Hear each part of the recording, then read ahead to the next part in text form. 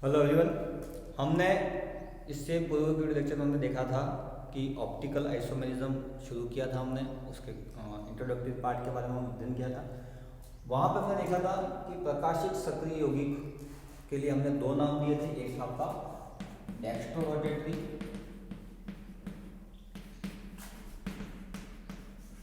ठीक है, जिसको हम कहते हैं दक्षिण ध्रुवण गुणक यौगिक, और एक आपका था लिवोरोटेटरी, वाम ध्रुवण गुणक यौगिक। डेक्स्ट्रोरोटेटरी का मतलब क्या होता है कि पीपीएल लाइट को कौन सी दिशा में घुमा दे, क्लॉकवाइज दिशा में या दाईं ओर घुमा दे, क्लॉकवाइज रोटेट कर दे, ठीक है। प्लेन पोलराइज्ड लाइट को ध्रुवण गुणक यौगिक यदि क्लॉकवाइज या राइट साइड में उसको रोटेट कर दे तो ऐसे यौगिक को हमने क्या नाम दिया था, डेक्स्ट्रोरोटेटरी। और लिवोरोटेटरी में क्या था कि एंटी क्लॉकवाइज या लेफ्ट दिशा में इसको घुमा दे तो उसको हमने क्या कहा था, लिवोरोटेटरी। अब इस डेक्स्ट्रोरोटेटरी को हम स्मॉल सिंबल के माध्यम से भी शो करते हैं, तो इसको शो किया जाता है डी, स्मॉल डी के माध्यम से शो करते हैं। किसके द्वारा किया जाता है, स्मॉल डी या प्लस के द्वारा प्रदर्शित किया जाता है। और लिवोरोटेटरी को किसके द्वारा शो किया जाता है, माइनस या एल के माध्यम से प्रदर्शित किया जाता है। स्मॉल लेटर में एल, स्मॉल लेटर में डी। डी का मतलब है डेक्स्ट्रोरोटेटरी और स्मॉल एल का मतलब होता है लिवोरोटेटरी। माइनस का मतलब होता है लिवोरोटेटरी एंड प्लस का मतलब, ये सिंबल किसके माध्यम से, ध्रुवण गुणक यौगिक को कैसे प्रदर्शित किया जाता है उसका ये सिंबलाइजेशन है। इस प्रकार से इसको प्रतीक चिन्ह के द्वारा प्रदर्शित किया जाता है, उसके बारे में हमने यहाँ पे बात करी। तो हम पढ़ रहे प्रकाशिक समावयवी यौगिक, ऐसे समावयवी, विकर्ण शुद्ध समाज, संरचना शुद्ध समाज, लेकिन इनका प्रकाश के प्रति जो उनका व्यवहार होता है वहाँ पर डिफरेंट होता है। ऐसे समावयवी यौगिक को हम प्रकाशिक समावयवी यौगिक कहते हैं। अब ध्रुवण गुणक यौगिक का मतलब क्या हो गया, ऐसे यौगिक जो समतल ध्रुवित प्रकाश के तल को रोटेट कर देते हो उसे ध्रुवण गुणक यौगिक कहते हैं। ये जो दो प्रकार के होंगे, डेक्स्ट्रोरोटेटरी एंड लिवोरोटेटरी। डेक्स्ट्रोरोटेटरी क्या करेगा, क्लॉकवाइज घुमा देगा, और लिवोरोटेटरी एंटी क्लॉकवाइज दिशा में घुमाएगा। इसका सिंबलाइजेशन लिवोरोटेटरी को माइनस या एल के द्वारा और डेक्स्ट्रोरोटेटरी को डी या प्लस के द्वारा प्रदर्शित किया जाता है, ठीक है। अब एक नया शब्द आ रहा है आपका विशिष्ट घूर्णन, स्पेसिफिक रोटेशन। अब यहाँ पे बात करी हमने जो प्लेन पोलराइज्ड लाइट है, ये आपकी जो प्लेन पोलराइज्ड लाइट है उसको हमने क्या किया, किसी ध्रुवण गुणक यौगिक ऑप्टिकल एक्टिव कंपाउंड के सॉल्यूशन में से इसको गुजारा, इसको पास होने दिया, तो ये क्या करता है, इस पीपीएल लाइट को या तो लेफ्ट साइड घुमा देगा या राइट साइड घुमाएगा। तो ये जो यहाँ से पहले ये यहाँ था, अब यहाँ से ये इनकी लाइट ऐसे हो गई, तो ये कितने एंगल से रोटेट हुआ, एंगल मतलब कोण, कितने डिग्री के कोण के साथ ये आपकी पीपीएल लाइट मुड़ रही है या उसको रोटेट कर रहा है, उसे हम कहते हैं घूर्णन कोण, रोटेशन एंगल। क्या कहा जाता है, रोटेशन एंगल, घूर्णन कोण, रोटेशन एंगल ऑफ रोटेशन या ध्रुवण कोण या एंगल ऑफ रोटेशन इसको कहेंगे। क्या कहा जाता है, एंगल ऑफ रोटेशन कहा जाता है, ठीक है। एंगल ऑफ रोटेशन मतलब कितने डिग्री के कोण के द्वारा इस पीपीएल लाइट को ये ध्रुवण गुणक यौगिक रोटेट कर रहा है, उसे हम कहते हैं घूर्णन कोण। आपको पूछा जाए what is the meaning of angle of rotation, angle of rotation का मतलब क्या है कि प्रकाशिक सक्रिय यौगिक या ध्रुवण गुणक यौगिक समतल ध्रुवित प्रकाश के तल को कितने डिग्री एंगल के कोण से उसको रोटेट करता है या घुमा देता है, उसे कहते हैं घूर्णन कोण या एंगल ऑफ रोटेशन उसको कहेंगे। क्या कहेंगे, एंगल ऑफ रोटेशन किसे कहेंगे, तो ध्रुवण गुणक यौगिक समतल ध्रुवित प्रकाश के तल को कितने डिग्री के कोण से उसको घुमाता है, उसे हम कहते हैं एंगल ऑफ रोटेशन। तो ये आपके सामने एक नई परिभाषा है, एंगल ऑफ रोटेशन। अब ध्रुवण गुणक यौगिक, और इसको अपन शो किसके द्वारा करते हैं, एल्फा के द्वारा इसको प्रदर्शित किया जाता है। एंगल ऑफ रोटेशन को किस द्वारा प्रदर्शित करते हैं, एंगल ऑफ रोटेशन को एल्फा के माध्यम से प्रदर्शित किया जाता है, ठीक है। अब किसी ध्रुवण गुणक यौगिक के लिए जो घूर्णन कोण एल्फा, घूर्णन कोण जो आप एल्फा बात कर रहे हैं, वो अल्फा किन किन बातों पे डिपेंड करता है उसकी चर्चा हम करेंगे कि एंगल ऑफ रोटेशन किन किन बातों पे डिपेंड करेगा। तो सबसे पहले वो डिपेंड करेगा कि कंपाउंड कैसा है, कंपाउंड के नेचर के ऊपर सबसे पहले आपका एंगल ऑफ रोटेशन डिपेंड करेगा। हो सकता है ग्लूकोज का जो सॉल्यूशन है वह ज़्यादा डिग्री एंगल से घुमाए, या फिर कोई दूसरा कुछ यौगिक है या एल्कोहल है या कोई ऐसा कोई कंपाउंड है जिसका एंगल ऑफ रोटेशन अलग हो सकता है, किसी का भी सेम हो ऐसा जरूरी नहीं है। तो एंगल ऑफ रोटेशन सबसे पहले डिपेंड करता है कि आपका जो ये यौगिक का स्वभाव, नेचर ऑफ कंपाउंड कैसा है उसके ऊपर डिपेंड करता है। हम चर्चा करते हैं कि गुणन कौन किन किन बातों पे डिपेंड करेगा उसकी चर्चा करते हैं।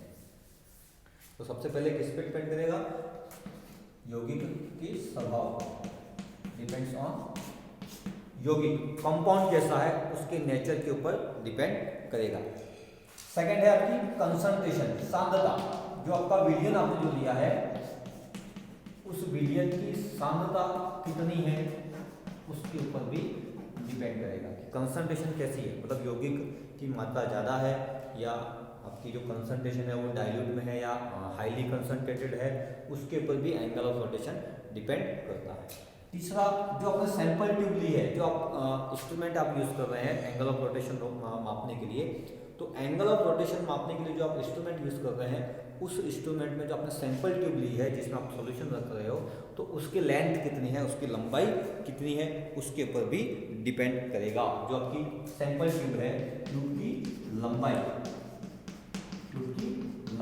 लेंथ एल पर भी डिपेंड करता है एंगल ऑफ रोटेशन कितना है, मतलब प्रकाश को उस सॉल्यूशन ट्यूब में जो आपकी सैंपल ट्यूब है उसमें गुजरने में कितना टाइम लग रहा है उस बात पे भी डिपेंड करेगा कि एंगल ऑफ रोटेशन आपका कितना होगा। नेक्स्ट आपका डिपेंड करेगा कि जो आपने लाइट ली है, सनलाइट आपने यूज करी है, कोई भी लाइट आपने यूज करी है या आपने यूवी लाइट यूज करी है या कोई भी जो भी लाइट यूज करी है, उस लाइट का लैम्डा कितना है, वेवलेंथ कितनी है उसकी, इसके ऊपर डिपेंड करता है उसकी वेवलेंथ कितनी है, इस बात पे भी एंगल ऑफ रोटेशन डिपेंड करेगा।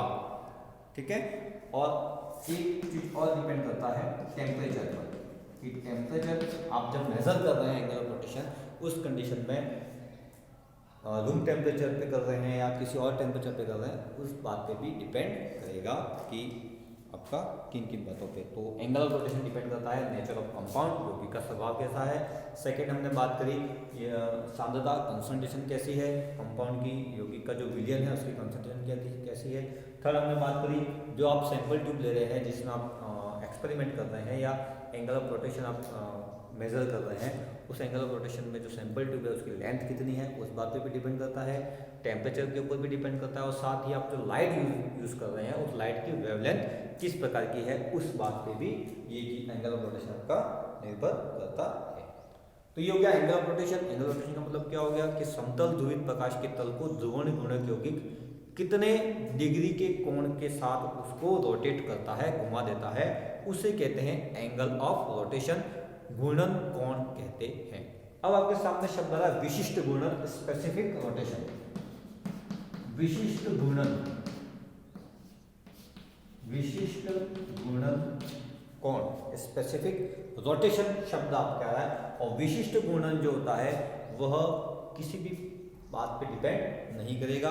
तो विशिष्ट घूर्णन जो है वो यौगिक के घूर्णन का मापन, और विशिष्ट घूर्णन जो होता है वो केवल यौगिक के ऊपर डिपेंड करेगा, और ये किसी भी यौगिक के लिए एक कैरेक्टरिस्टिक प्रॉपर्टी होगी, उसका स्पेसिफिक गुण होता है क्या, विशिष्ट घूर्णन। ठीक है, तो विशिष्ट घूर्णन अभिलाक्षणिक होता है और इसका मान एक कांस्टेंट टेम्परेचर पे निकाला जाता है, वो जो किसी भी यौगिक के लिए क्या होता है कांस्टेंट रहेगा, हमेशा निश्चित रहता है। ठीक है, तो गुणन कोण इन बातों पे डिपेंड करता है, और विशिष्ट गुणन है वो आपका यौगिक की एक लिए एक विशिष्ट स्पेसिफिक प्रॉपर्टी होती है जिसके माध्यम से हम कह सकते हैं कि ये यौगिक आपका ये हो सकता है। तो विशिष्ट गुणन क्या होता है उसकी चर्चा हम करते हैं। तो विशिष्ट गुणन स्पेसिफिक रोटेशन,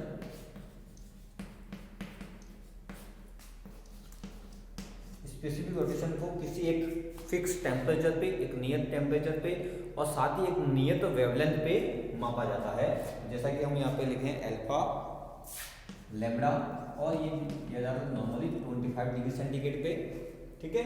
तो एक नियत ताप पर, ठीक है, एक नियत ताप पर अल्फा ये आपका गुणन कोण है, और ये एल जो आपने सैंपल ट्यूब ली है उसकी लेंथ है इनटू सी, ठीक है। तो यहाँ पे जो सी है वो क्या है, सांद्रता है, और सांद्रता किस में ली जाती है, ग्राम प्रति ml में। किस में ली जाती है, ग्राम प्रति ml में ये सांद्रता आपकी दी जाती है। और एल है वह क्या है, जो आपने सैंपल ट्यूब ली है उस सैंपल ट्यूब की लंबाई है, लेंथ है, जिसको हम लेते हैं डेसीमीटर। किसमें लिया जाता है, डेसीमीटर में इसको लिया जाता है।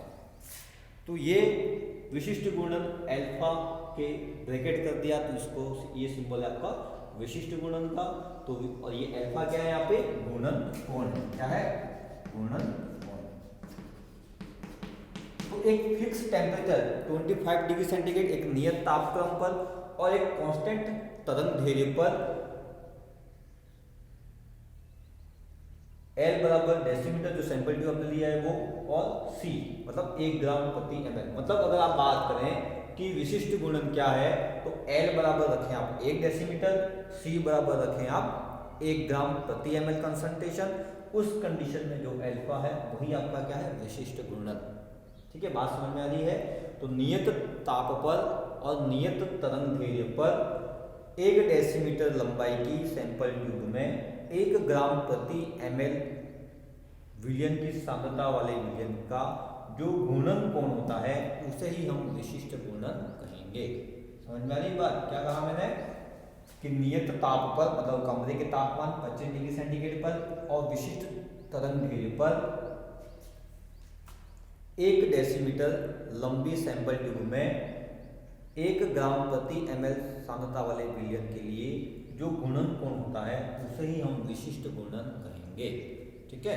तो अगर इसको बोले तो यदि तापमान T डिग्री सेंटीग्रेड तथा प्रकाश का तरंग दैर्ध्य लैम्बडा हो तो 1 डेसीमीटर लंबी प्रेक्षण नली, 1 डेसीमीटर लंबी सैंपल ट्यूब में भरे हुए 1 ग्राम प्रति ml विलयन की सांद्रता वाले विलयन के लिए प्रेक्षित गुणन कोण को ही हम विशिष्ट गुणन कहेंगे, ठीक है। एक नियत तापक्रम T डिग्री सेंटीग्रेड, जैसे कि यहाँ पे 25 डिग्री सेंटीग्रेड लिया है, नॉर्मली रूम टेम्परेचर ही लिया जाता है, तो 25 डिग्री सेंटीग्रेड और विशिष्ट तरंग दैर्ध्य पर 1 डेसीमीटर लंबी सैंपल ट्यूब में 1 ग्राम प्रति ml विलयन वाले सांद्रता वाले विलयन के लिए प्रेक्षित गुणन कोण को ही विशिष्ट गुणन कहा जाता है। तो ये है आपकी विशिष्ट गुणन की डेफिनेशन, ठीक है, क्लियर। L है सैंपल ट्यूब आपकी जो प्रेक्षण नली है उसकी लंबाई, C है आपका कंसंट्रेशन ग्राम प्रति ml में, ठीक है। यहाँ पे कुछ एग्जाम्पल दे रखे हैं विशिष्ट गुणन के लिए, जैसे कि यहाँ पे दे रखा है एमिल अल्कोहल का विशिष्ट गुणन दे रखा है, मैं यहाँ पे लिख रहा हूँ अल्फा 25 डिग्री सेंटीग्रेड और ये लिखा हुआ है डी होती है सोडियम लैंप की एक रेखा है जिसका तरंग दैर्ध्य फिक्स होता है, जो कि होता है आपका 5893 कितना 5893 एंगस्ट्रॉम, ये आपकी इसकी तरंग दैर्ध्य होती है सोडियम लैंप की डी रेखा की। अब इसके लिए जो एंगल ऑफ रोटेशन विशिष्ट गुणन का जो मान आ रहा है वो कितना आ रहा है, -5.76 डिग्री, ये आ रहा है, क्या आ रहा है, -5.76 डिग्री। अब यहाँ पे आप देख रहे हैं ये जो सिंबल आ रहा है आपका माइनस आ रहा है, सिंबल माइनस ऋणात्मक चिन्ह केवल आपको ये बता रहा है कि जो एमिल अल्कोहल का ये जो समतल ध्रुवित प्रकाश के तल को एंटी क्लॉकवाइज दिशा में घुमा रहा है। जैसा कि अभी मैंने बताया था आपको कि लिवोरोटेटरी कंपाउंड जो होगा उसको या तो माइनस के द्वारा या स्मॉल एल के द्वारा प्रदर्शित किया जाता है। तो माइनस साइन केवल आपको ये बता रहा है कि ये समतल ध्रुवित प्रकाश के तल को एंटी क्लॉकवाइज दिशा में घुमा रहा है, और कितने एंगल से घुमा रहा है, 5.76 डिग्री एंगल तक उसको एंटी क्लॉकवाइज दिशा में उसको घुमा रहा है। तो माइनस साइन क्या बता रहा है कि आपको एंटी क्लॉकवाइज दिशा में घुमा रहा है, कौन सी दिशा में, घड़ी की विपरीत दिशा में, जिसको हम कहते हैं या लेफ्ट साइड में समतल ध्रुवित प्रकाश के तल को रोटेट करता है। तो इसलिए माइनस साइन का मतलब केवल इतना है, एंटी क्लॉकवाइज दिशा में घुमा रहा है।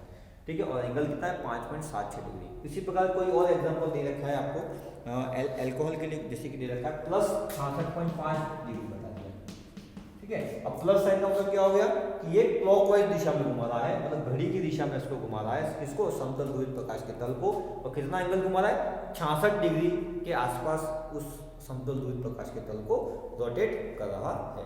तो ये डेफिनेशन हो गई आपकी विशिष्ट गुणन की, और साथ में सिंबलाइजेशन का मतलब क्या है वो मैंने आपको समझाया कि माइनस और प्लस का मतलब क्या है कि क्लॉकवाइज घुमा रहा है या एंटी क्लॉकवाइज घुमा रहा है, उतना ही मतलब है। तो ये हमने बात करी विशिष्ट गुणन की। अब ये जो एंगल ऑफ रोटेशन आप माप रहे हैं, उस एंगल ऑफ रोटेशन को किसके द्वारा मापते हैं? पोलैरीमीटर के द्वारा। किसके द्वारा मापा जाता है?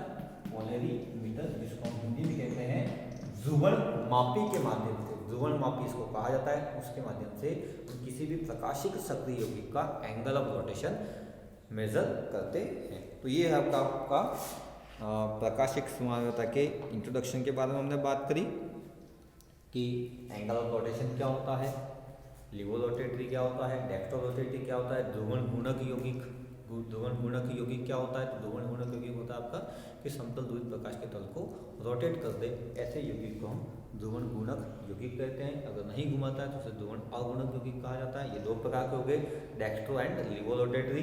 डेक्स्ट्रो का सिंबलाइजेशन है आपका स्मॉल डी या पॉजिटिव साइन, और लिवोरोटेटरी का स्मॉल लेटर में एल या फिर माइनस साइन इसको बड़ा प्रदर्शित किया जाता है। तो ये हमने बात करी गुणन कोण एवं विशिष्ट गुणन के बारे में चर्चा करी, और इसको जो मेजर किया जाता है उस इंस्ट्रूमेंट का नाम है पोलैरीमीटर या ध्रुवण मापी इसको हम कहेंगे। ठीक है, आगे नेक्स्ट हम इसके और डिटेल स्टडी करेंगे। Thank you.